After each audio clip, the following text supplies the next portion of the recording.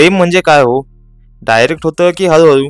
मी तर म्हणतो आजकालच्या जनरेशनने प्रेम अगदी सोपं केलं. ते कसं, नात्यातील पहिले फेज म्हणजे मैत्री, नंतर नात्यात अट्रॅक्शन वाढत गेलं की मग डेटिंग, 1 ते 1.5 वर्ष डेटिंग झाली की मग गर्लफ्रेंड बॉयफ्रेंड, आणि मग हे सर्व टिकलं व्यवस्थित, मग ते प्रेम.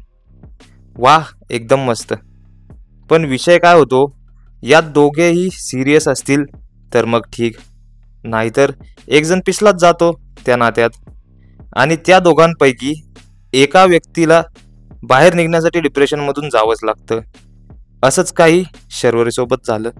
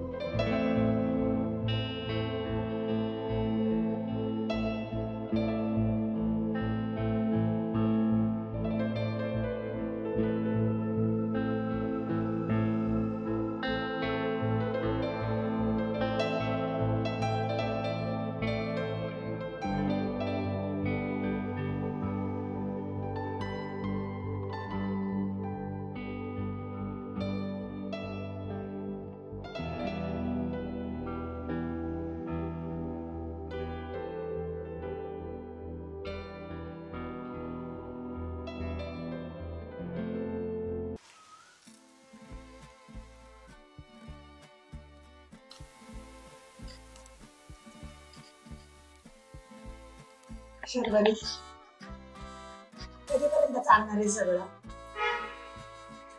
आणि आपल्या कान गाड्याच्या बिझनेसचं काय करायचंय? गेला 1 महिना झाला फक्त मी आणि समीरच प्रॉब्लेम सॉल्व्ह करतोय. कार्तिक पण गेला आणि निखिल पण गेला गावी. बरं चल, निखिलने तर त्याची रिप्लेसमेंट दिली समीर. पण यार, या कान गायडरच्या बिझनेसची आयडिया तर तुझी होती ना. मला तर विश्वास नव्हताच या बिझनेसवर, पण तुला तर होता ना. तू नुसती रडतीयस. यार शर्वरी, चल ना, आपण सगळे मिळून प्रॉब्लेम सॉल्व्ह करूयात. आणि तुझं ते पर्सनलचं इंस्टाग्रामचं अकाउंट, त्याच्यावर तुझे 1 लाखपेक्षा जास्त फॉलोअर्स आहेत, आणि गेला 1 महिना झाला तू एकही पोस्ट नाही टाकलीस.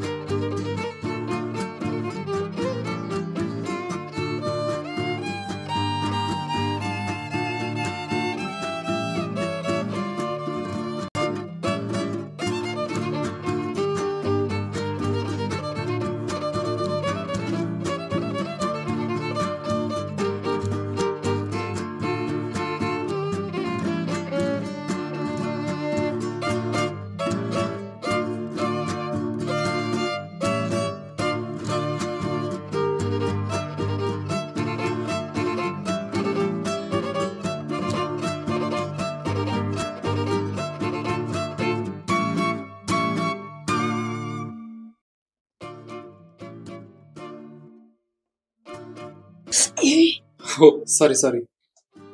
प्रश्न आलाय, मुलाचा प्रश्न आहे. खूप इंटरेस्टिंग आहे खरंच यार.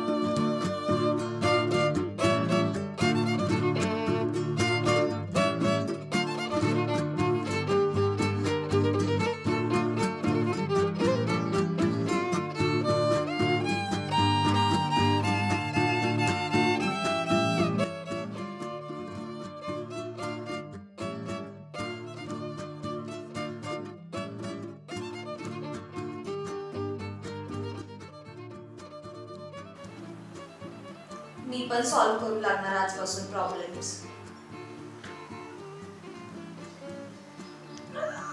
वाव.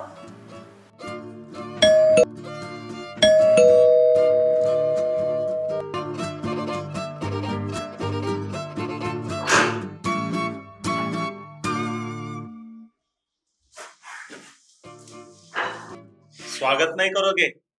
मी तुमच्याच पैकी तुमच्यातला एक नवीन मेंबर, कान गायडर. हाय, मी विशाल. प्रेरणाची गरज होती आपल्याला अजून एका पोराची.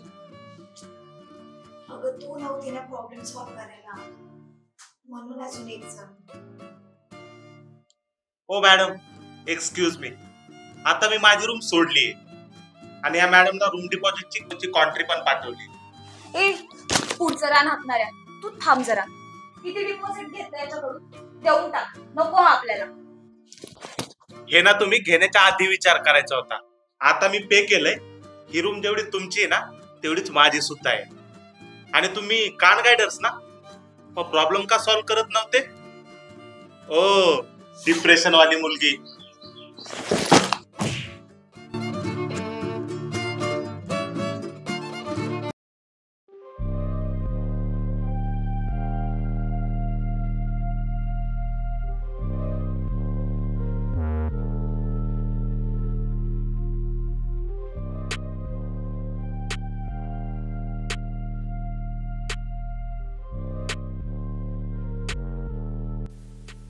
मला पहिली एक गर्लफ्रेंड होती जिच्या सोबत मी रिलेशनशिप मध्ये होतो.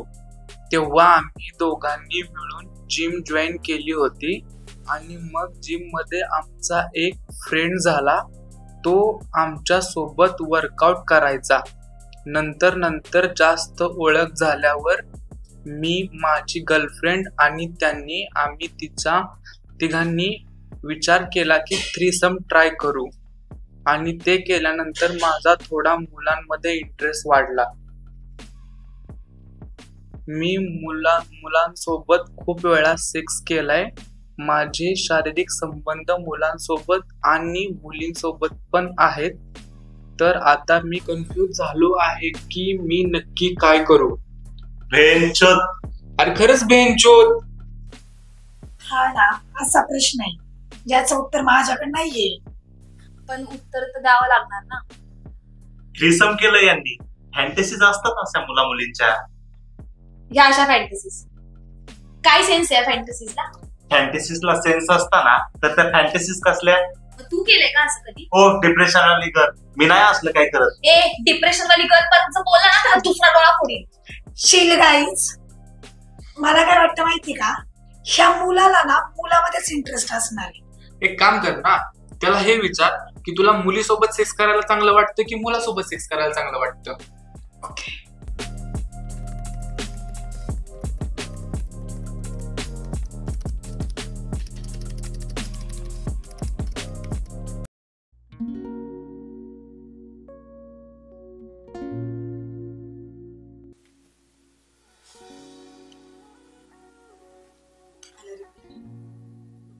दोन्ही जेंडर वाल्यांसोबत सेमच फिलिंग येतात. मूड आणि टायमिंग वर डिपेंड आहे कोणासोबत करायचं ते. अरे मग जेंडर प्रॉब्लेम नाही हा. मग काय? म्हणजे या मुलाचं कसं आहे, या मुलाच्या मनाचंच आहे सगळं. हा मुलगा ना त्याच्या सर्व गोष्टी त्याच्या मूडवर डिपेंड ठेवतो. लाईक याला सेक्स करू वाटला ना तर हा त्या होणाऱ्या मूडवर डिपेंड करतो की त्याला मुलीसोबत सेक्स करायचा आहे का मुलासोबत सेक्स करायचा आहे. त्याचा जेंडर प्रॉब्लेम नाहीये रे, चॉईस आहे त्याची. पण मग या प्रश्नाचं उत्तर काय आहे? काहीच नाही. असं सांगू का त्या मुलाला? काहीच नाही.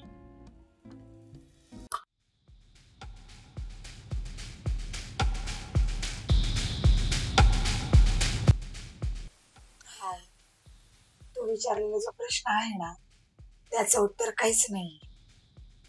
कारण तू स्वतःला कन्फ्युज केलं एक्सपेरिमेंट करून. तुझ्या जेंडरवर प्रश्नचिन्ह करूच शकत नाही. कधी कधी ना खूप जास्त फॅन्टॅसीज करणे पण चुकीचं आहे.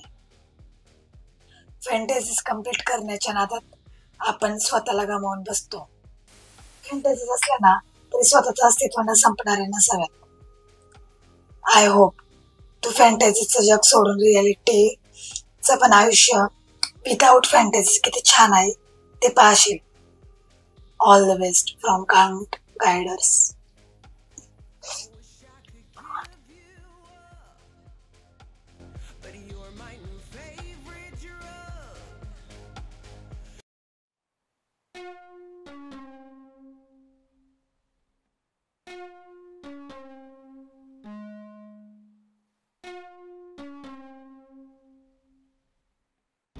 क्या बात आहे. थ्रीसम म्हणजे 3 लोक एकमेकांसोबत. ऐकायला वाटतंय चांगलं. करायला कसं वाटत असेल. फ्रेंड्सच्या ज्या सर्कलमध्ये आपण दारू पितो त्यांनी केलेल्या फॅन्टॅसीज ऐकतो आणि मग त्या सर्कलमध्ये आपल्याला फिट बसायचं असतं म्हणून हे असल्या फॅन्टॅसीज डोक्यात घेऊन त्या पूर्ण केल्यावर स्वतःच्या जेंडर बाबतीत कन्फ्यूज होत असेल तर काही उपयोग आहे अशा फॅन्टॅसीजचा. याला काय म्हणतात माहिती आहे? स्वतःच्या पायावर दगड मारून घेणे.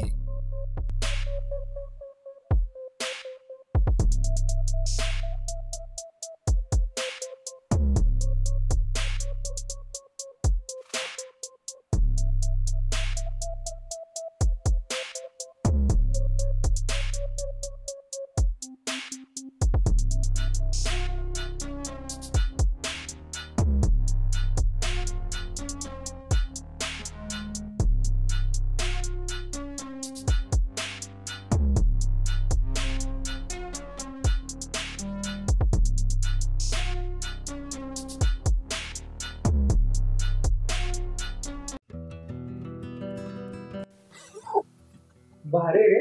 बरं झालं आणलं माझ्याकडे जाऊन. विषय नाही.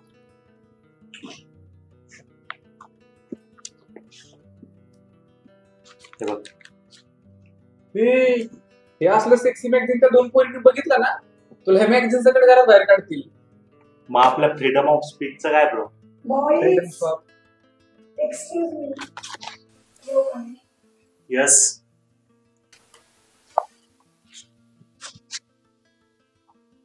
विशाल, ज्याला राहून जायचं असेल ना तर रूल्स फॉलो करायला लागतील. रूल्स. Rule number 1. तर हे गाईज, तर कसा वाटला आपला 9वा एपिसोड ते कमेंट्स करून नक्की कळवा. आणि हो, समीर आणि विशालची एंट्री कशी वाटली हे नक्की सांगा. व्हिडिओला जास्तीत जास्त लाईक करा, जास्तीत जास्त शेअर करा. आणि हो, देवतारा या एंटरटेनमेंट या युट्यूब चॅनलला सबस्क्राईब करायला विसरू नका. तसेच बेल आयकॉन वरती क्लिक करा. थँक्यू.